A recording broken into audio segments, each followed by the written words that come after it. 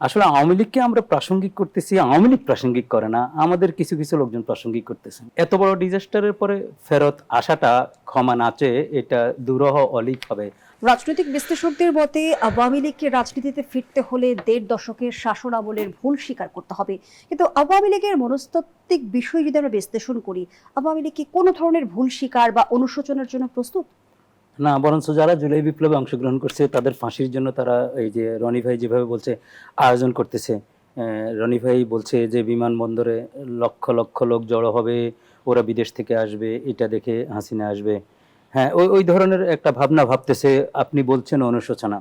আসলে আওয়ামী লীগকে আমরা প্রাসঙ্গিক করতেছি, আওয়ামী লীগ প্রাসঙ্গিক করে না, আমাদের কিছু কিছু লোকজন প্রাসঙ্গিক করতেছেন।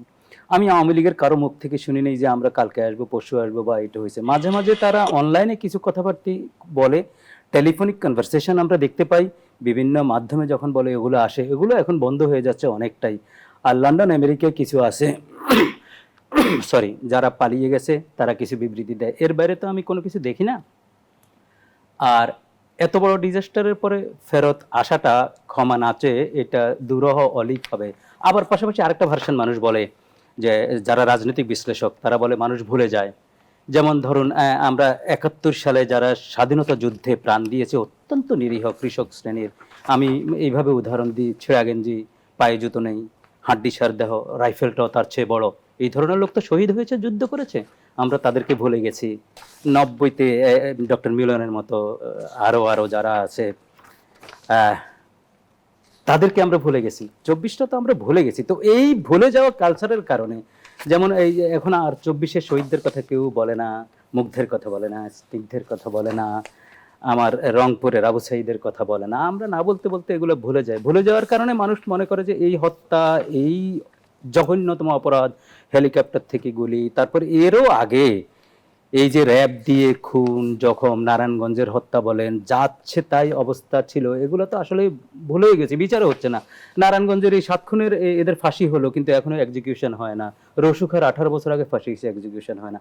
ওগুলো এই কারণে মানুষ মনে করে যে যেহেতু আমরা ভুলে যাই, যেহেতু আমরা বিচারহীনতার সংস্কৃতিতে আসি, সেহেতু ওরা আসতেই পারে, এরকম একটা কথা বাজারে চালু আছে, এবং এটি অতীতের উদাহরণ থেকেই মানুষ মনে করে।